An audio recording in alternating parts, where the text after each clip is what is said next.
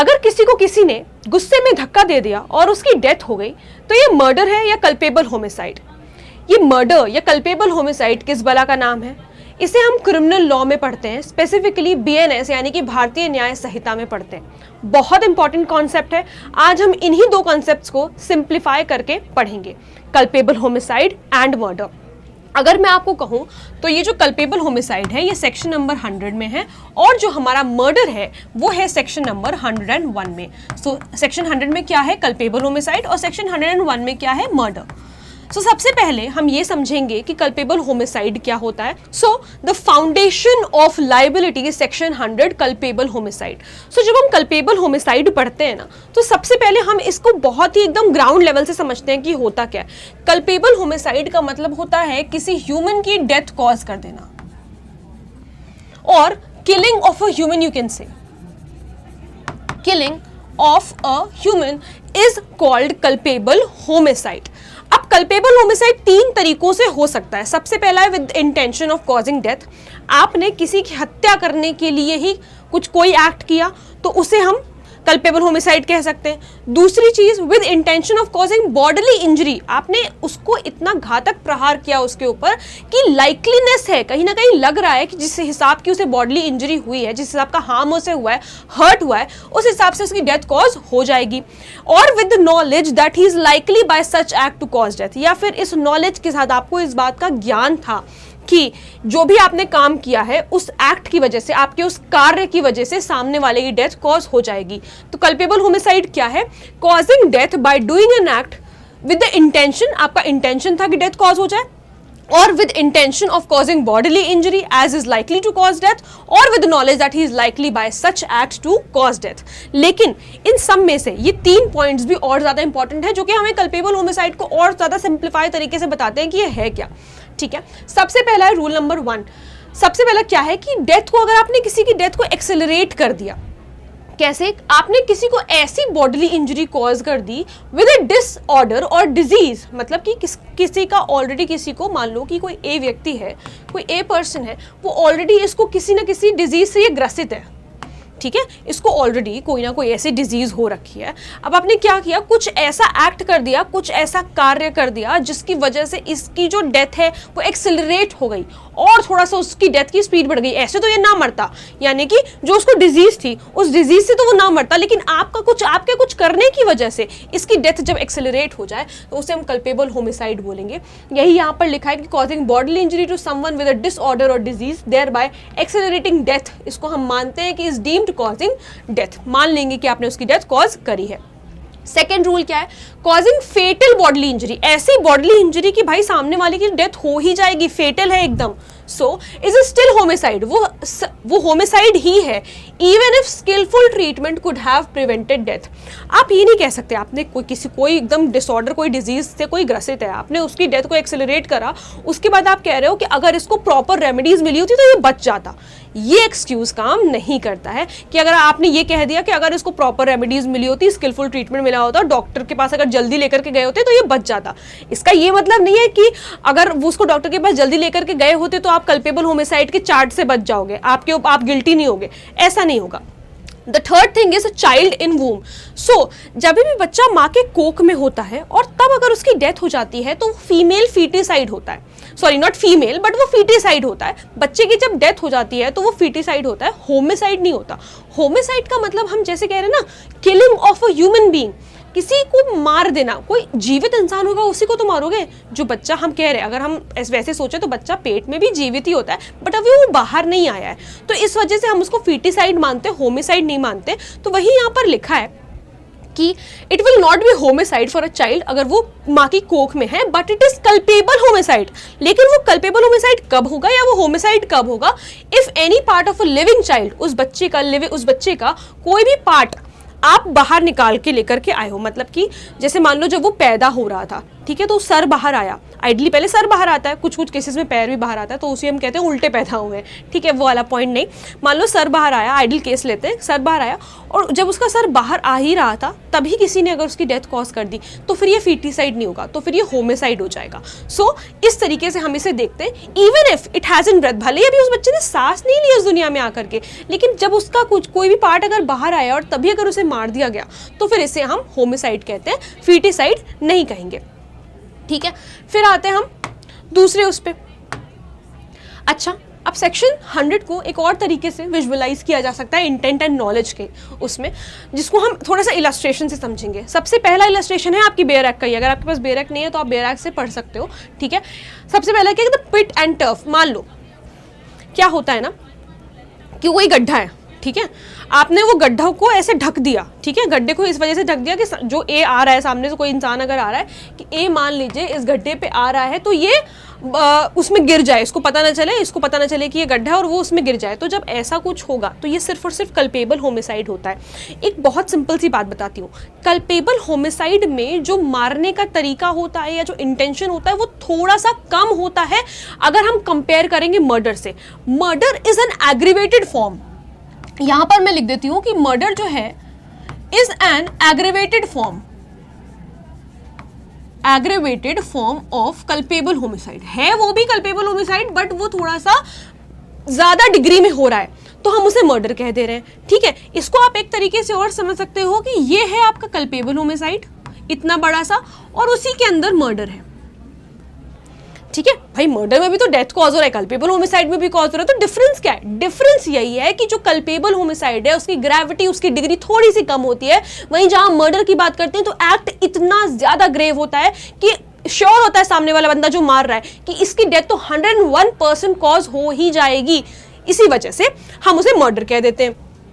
तो ये एग्जाम्पल है कि intends knows that death is likely, और जेड उसमें मतलब कूद जाता है या गिर जाता है तो वो मर जाएगा, ये होता है कल्पेबल होमिसाइड। क्योंकि अब यहाँ पर हम इसे क्यों कल्पेबल होमिसाइड कह रहे हैं? भाई ऐसा तो उसने कुछ नहीं करा, उसने गड्ढे में डाला, लाइकली था, वो हो सकता है मरता या हो सकता है ना भी मरता, तो जहां पे थोड़ा सा प्रोबेबिलिटी आ जाती है, पॉसिबिलिटी है कि मर जाए, हो सकता है ना भी मरे, तो फिर हम इसे कल्पेबल होमिसाइड कहेंगे। लेकिन जहां पर in all probability without any excuse आपको पता है कि सामने वाले की डेथ कॉज हो ही जाएगी, वो मर्डर है।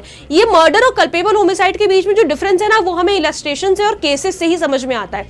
ऐसे अगर हम आइडियली इसे समझाने बैठेंगे तो शायद नहीं समझ पाएंगे आप लोग, ठीक है। इसी वजह से यहाँ पर मैं इलस्ट्रेशन लेकर के आई हूँ। अब देखो हिडन बुश है, ये देखो जेड यहाँ पर पीछे बैठा हुआ है, ठीक है, मतलब कि ये झाड़ियों के पीछे छुपा हुआ है।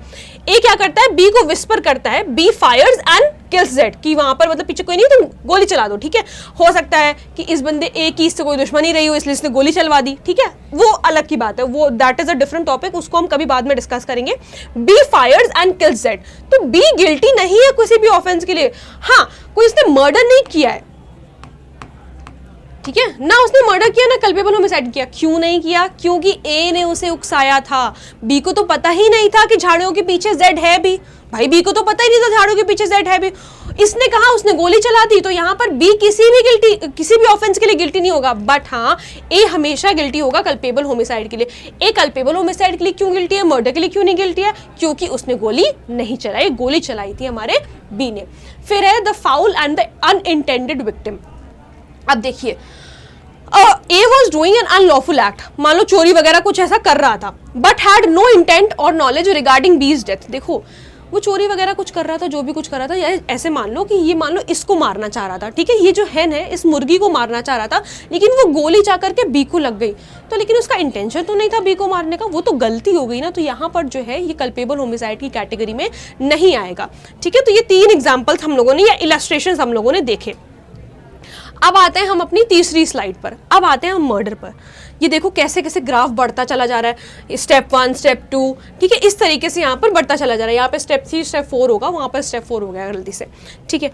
देखते हैं सबसे पहला क्या है, मर्डर में क्या हो रहा है, with intention of causing death. यही हमने कल्पेबल होमिसाइड में पढ़ा था, इंटेंशन वहां पर भी थी, इंटेंशन यहाँ पर भी है, लेकिन वहां पर जो इंटेंशन है थोड़ी सी कम है, उसकी मरने की पॉसिबिलिटी किसी भी इंसान की थोड़ी सी कम है, बट यहाँ पर मरने की पॉसिबिलिटी पूरी है कि सामने वाला इंसान मर जाएगा, ठीक है, with intention of causing death. पहली चीज, पहला पॉइंट ये हो गया।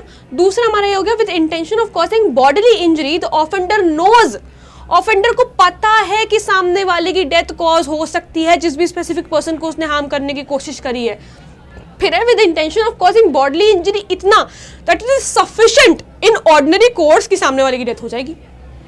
आपने ऐसा कुछ कर दिया कि ये चीज एकदम सफिशिएंट है कि सामने वाले की डेथ कॉज हो जाएगी। कैसे? किसी को सर पे गोली मार दी, आपने एक्ट ऐसा किया, सामने वाले को बॉडीली इंजरी ऐसी दे दी कि पक्का पता है सर पे किसी को गोली मारोगे तो वो मर ही जाएगा, ठीक है। फिर आता है knowing the act is so eminently dangerous, आपने ऐसा कोई कार्य किया जो कि इतना ज्यादा डेंजरस है कि हर प्रोबेबिलिटी में डेथ कॉज हो ही जाएगी, कि हर प्रोबेबिलिटी में डेथ कॉज हो ही जाएगी। इसका एग्जांपल क्या हो सकता है? मान लीजिए आपने किसी की गाड़ी के नीचे बॉम्ब लगा दिया, भाई डेथ कॉज हो जाएगी। अगर आप किसी की गाड़ी के नीचे बॉम्ब लगा दोगे तो क्या कुछ भी ऐसा है कि वो बच जाएगा? नहीं। तो इसीलिए इसको हम मर्डर को थोड़ा सा एग्रीवेटेड कहते हैं कल्पेबल होमिसाइड से। अब थोड़ा थोड़ा डिफरेंस समझ में आने लगा होगा जब हमने कल्पेबल होमिसाइड पढ़ाया था और मर्डर पढ़ाया था, ठीक। अभी मर्डर हमने आपको बताया, जब मर्डर पढ़ा तो समझ में आया कि हाँ कल्पेबल होमिसाइड में थोड़ी सी जो चीज़ें हैं वो कम मात्रा में हो रही हैं, लेकिन मर्डर में तो एकदम श्योर हो रहा है कि भाई सामने वाले की डेथ तो कॉज हो ही जाएगी, ठीक है। अब accept in cases here in after accepted कुछ एक्सेप्शंस होते हैं मर्डर के, यानी कि कुछ ऐसी चीज़ें होती हैं, कुछ ऐसे सर्कमस्टांसेस होते हैं जहां पर जो है वो कल्पेबल होमिसाइड सिर्फ कल्पेबल होमिसाइड ही रह जाता है, मर्डर नहीं बनता। क्योंकि जब ये हम आगे देखेंगे, चलिए देख लेते हैं। देखिए ये कुछ, अच्छा पहले हम इलस्ट्रेशन देख लेते हैं, फिर उसके बाद हम उसके वो देखेंगे कि इसके एक्सेप्शंस क्या हैं। इलस्ट्रेशन देखो, ए ने जेड को शूट किया विद इंटेंशन। हमने पहला एग्जांपल, हमने पहला इलस्ट्रेशन उसमें क्या पढ़ा था कल्पेबल साइड में, कि उसने क्या किया था, गड्ढे को ऐसे ढक दिया था और जेड आया और उस पर गिर गया आके। हमने यही तो पढ़ा था ना कि जेड आया और उस पर आके गिर गया, तो श्योर नहीं था कि भाई डेथ हो जाएगी कि नहीं होगी, वो इस चीज को लेकर के ए श्योर नहीं था। लेकिन यहाँ पर तो क्या हो रहा है कि वो गोली मार रहा है, तो गोली मारने पे तो श्योर है कि भाई डेथ हो ही जाएगी, पहली चीज। दूसरी चीज क्या है कि ए नोज, ए को पता है कि जेड को कोई डिजीज है, और जहां पर उसे पता है कि जरा सा भी अगर उसे कुछ लग गया ना, जरा सा भी लग गया तो भाई ये इसकी डेथ कॉज होना पक्की बात है, जेड मर भी जाता है, जेड मर भी जाता है। तो ये आपके जो पार्ट 2 जो हमने सेकंड चीज पढ़ी थी उसमें आ गया। फिर आता है A intentionally gives a Z, A intentionally क्या करता है, जानबूझ, इंटेंशनली का मतलब होता है जानबूझ के आपने कोई काम किया, इंटेंशन के साथ किया है, आपके दिमाग में ऑलरेडी प्लान था कि हमें ये चीज करनी है, ठीक है। ए ने क्या किया, इंटेंशनली जेड को एक स्वॉर्ड कट दिया, मतलब कि तलवार से मारा है, और इतना इस जगह मारा, ऐसे मारा that it is sufficient to cause death in the ordinary course of nature, which comes under part 3 of the जो हम लोगों ने मर्डर की डेफिनेशन पढ़ी। फिर क्या है, A fires into a crowd without excuse, A जो है क्राउड पे फायर करना शुरू कर देता है बिना किसी एक्सक्यूज के, जिसमें से किसी एक की डेथ हो जाती है। This is part 4। पार्ट 4 क्या हमने क्या पढ़ा, जो इमिनेंटली डेंजरस है। भाई तुम क्राउड में खड़े हो, तुमने कहीं गोली चला दी, तो भाई पता है ना कि क्राउड में जितने भी लोग हैं उनकी जान पे बन आई है। इतना एक्ट आपने ऐसा इमिनेंटली डेंजरस एक्ट कर दिया कि आपको हर प्रोबेबिलिटी में पता है कि किसी ना किसी की तो डेथ कॉज होगी। मैं कह रही हूँ 40 लोग हैं, उसमें से 20 लोग खुद को बचा लेंगे, लेकिन 20 की तो डेथ कॉज होगी। या मान लो 5 लोग हैं, ठीक है, 5 का तो क्राउड नहीं कहेंगे हम, 10 लोग मान लो कि चलो 10 लोग हैं, उसमें से चलो 8 अपने आप को बचा लेंगे, 2 की तो डेथ कॉज होगी। आप काम ही ऐसा कर रहे हो, आप किसी पे तोप चला दे रहे हो क्राउड में, तो किसी ना किसी की तो डेथ कॉज होगी, ठीक है। तो ये है no premeditated design to kill an individual needed if imminently dangerous. अगर देखो यहाँ पर क्या वो आया, तोप चलाने लगा, क्या ये प्रीमेडिटेशन जरूरी है? इस चीज के लिए प्लान जरूरी है कि हाँ वो कुछ प्लान करके आया होगा? इससे कोई फर्क नहीं पड़ता, आपने काम ही इतना डेंजरस किया, फिर आप प्लान के साथ आए थे नहीं आए थे, हमें कोई फर्क नहीं पड़ता। आपको पता था कि जिस हिसाब का आप काम कर रहे हो उससे डेथ कॉज हो जाएगी कुछ लोगों की।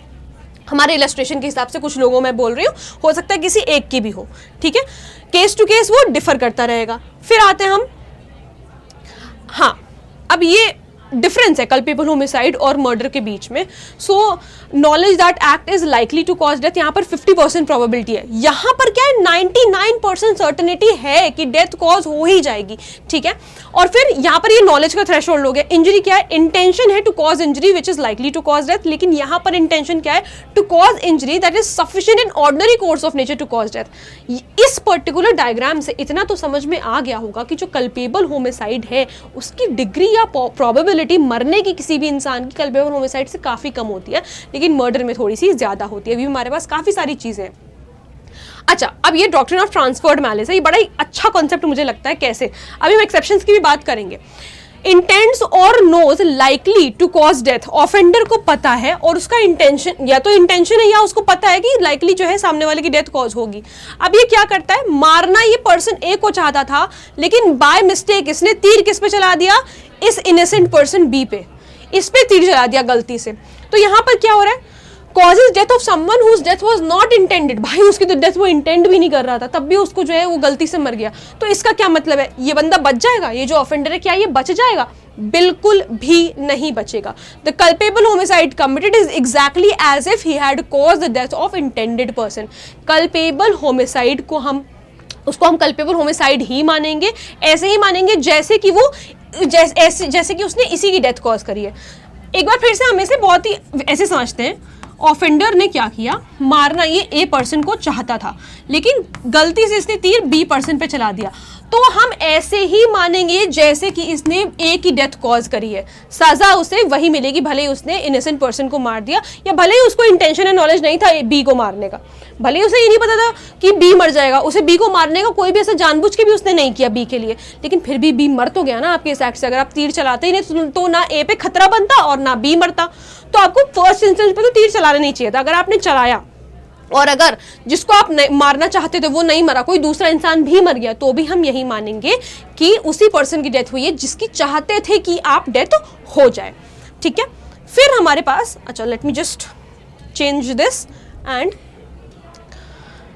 ये सेंटेंसेस की बात कर रहा है कि मतलब कौन से किसको पनिशमेंट मिलेगी, कैसे पनिशमेंट मिलेगी, ये उसकी बात कर रहा है। सो अभी तो ये काफ़ी लंबा टॉपिक है, हम इसको एक वीडियो में तो कंप्लीट नहीं कर पाएंगे, हम इसका पार्ट 2 लेकर के आएंगे आपके लिए, जहां पर हम पनिशमेंट्स भी डिस्कस करेंगे और ये भी डिस्कस करेंगे कि इसके एक्सेप्शंस कैसे होते हैं, कैसे हो रहा है। मैं आपको एक छोटी सी बात और बता देती हूँ, फिर आई विल साइन आउट।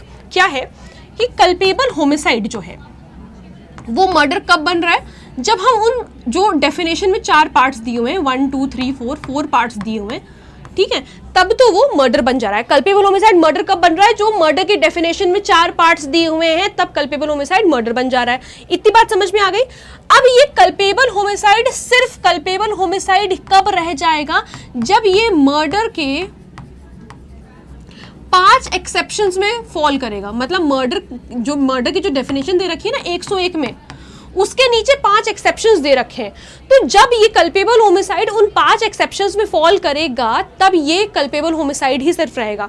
हम उसके लिए एक टर्म यूज करते हैं which is called culpable homicide, which is called culpable homicide not amounting to murder.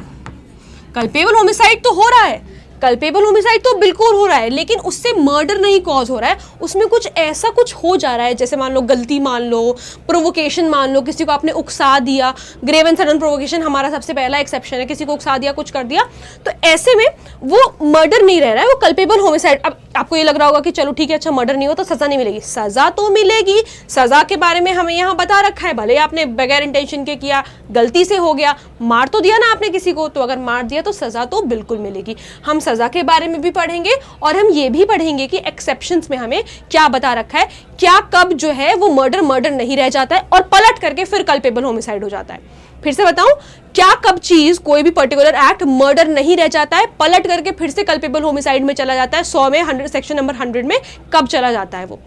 ठीक है, तो ऐसे आपको ये तो समझ में आया होगा कि लॉ को सिर्फ रटना नहीं है, आपको समझना भी है। अगर आप लॉ को समझेंगे नहीं तो कोई भी कॉन्सेप्ट क्लियर नहीं होगा, रट करके कितनी देर तक लिख पाओगे या कितना ही लिख पाओगे। ठीक है, चलिए आई विल साइन आउट और मैं मिलती हूँ आपसे नेक्स्ट वीडियो में। Thank you so much.